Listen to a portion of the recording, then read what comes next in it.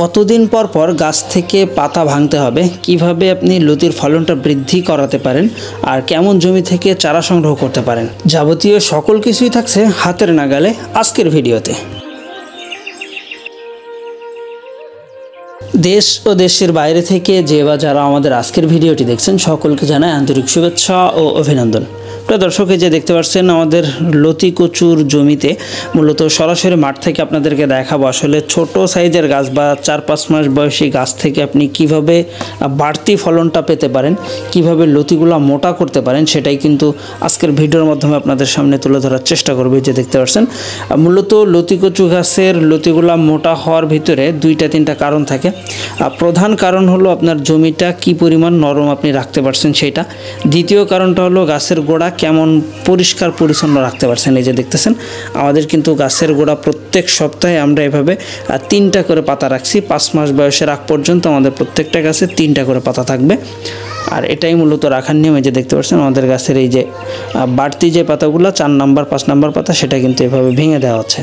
আর এভাবে ভেঙে দেওয়ার পরে পরবর্তীতে আমরা এই গাছের গোড়াগুলোতে কাদা বা নরম মাটি দিয়ে আটকে দেওয়া হয়, যেন কোনো প্রকার অক্সিজেন বা বাতাস এটা গাছের শিকড়ে প্রবেশ না করতে পারে।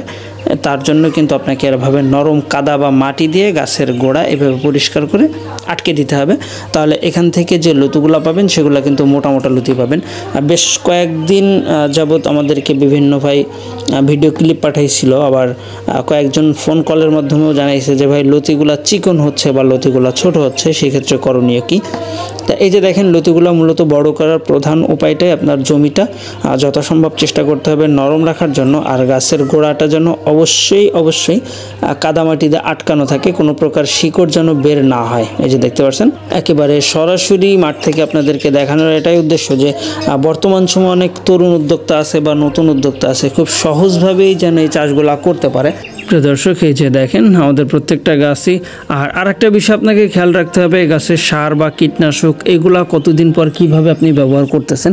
মূলত এই সারের ব্যাপারটা এক একটা জমিতে এক এক রকম, যার কারণে কিন্তু আমরা প্রতিনিয়ত আমাদের কিছু জমি আছে যেগুলাতে মাসে 4 বার অর্থাৎ প্রতি 1 সপ্তাহ পর পর আমরা সার প্রয়োগ করি। আর বেশ কিছু জমি আছে যেগুলাতে আমরা 10 দিন পর পর লতি কাটি, প্লাস 10 দিন পর পর আমরা সার ওষুধটাও প্রয়োগ করি। আর কীটনাশকের ব্যাপারটা কিছু জমি আছে যেটাতে মাসে 2 বার দেওয়া হয়, কিছু জমিতে আছে মাসে 3 বার আমরা স্প্রে করি। এই যে দেখতে পাচ্ছেন এইভাবে প্রতিনিয়ত আপনি যদি সঠিকভাবে এদেরকে পরিচর্যা করতে পারেন তাহলে এখান থেকে বর্তমান সময়ে বিপুল পরিমাণ ফলন পাওয়া সম্ভব। এই যে দেখতে পাচ্ছেন।